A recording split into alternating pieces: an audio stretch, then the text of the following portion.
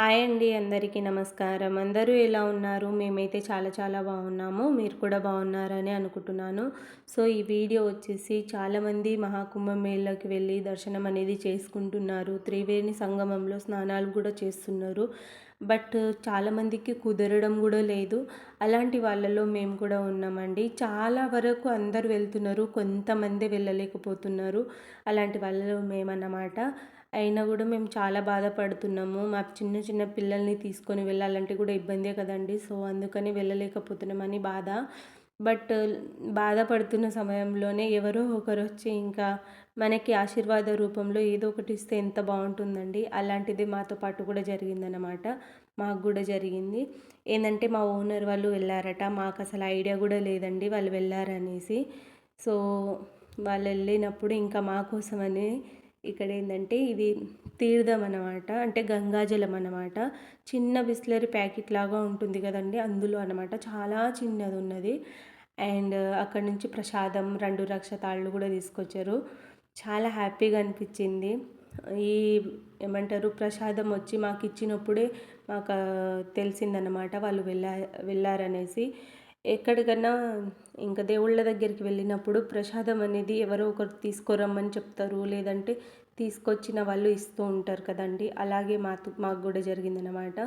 But మేము ఎవరికి ఏం చెప్పలేదు, బాధపడుతూ ఉన్నామన్నమాట. వెళ్ళాల్సింది 144 ఇయర్స్ తర్వాత వచ్చింది కదండి. ఇంత మంచి ముహూర్తము, ఇంత మంచి గడియలు అనేది.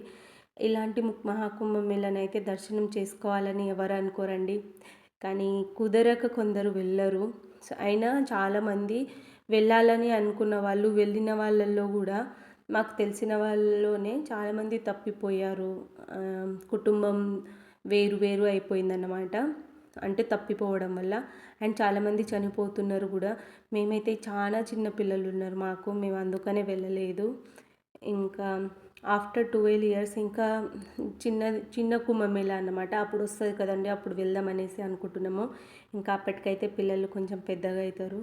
సో ఇదైతే 144 ఇయర్స్ తర్వాత వచ్చిన మంచి ముహూర్తంతో మంచి కుంభమేళ అన్నమాట. ఇలాంటిది ఇంకెప్పుడు వస్తుందో ఏమో. సో దీనికే వెళ్ళాల్సింది, బట్ మాకు ఆ అదృష్టం అనేది లేదనుకుంటా. అందుకనే ప్రసాదం మాత్రమే వచ్చింది.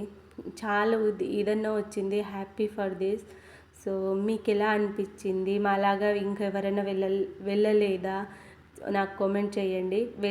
వెళ్ళిన వాళ్ళు కూడా కామెంట్ చేయండి మీకు ఎలా అనిపించింది అన్నది. ఇంకా మేము కూడా ఇంకా దేవుని దగ్గర కొంచెం దీపం అవి ఇవి ముట్టించి మేము కూడా ప్రసాదం అనేది తీసుకున్నాము, తీర్థం కూడా తీసుకున్నాము. ఇంకా మా ఓనర్ వాళ్ళు వెళ్ళారు కదండి. సో ఇంకా మా పిల్లలకి దేవుని దగ్గర నుంచి వచ్చారు, తీర్థయాత్ర చేసి మంచిగా ఇంకా ఆశీర్వాదం తీసుకోమని చెప్తున్నాను. మా పాప ఆశీర్వాదం తీసుకోమంటే షేక్ హ్యాండ్ ఇస్తుంది. తనేమో ఇంకా అటుపక్కకే కృష్ణుని బొమ్మ ఉంటుందన్నమాట. అక్కడ దేవుని దగ్గరికి వెళ్ళి ఆశీర్వాదం అనేది తీసుకుంటుంది.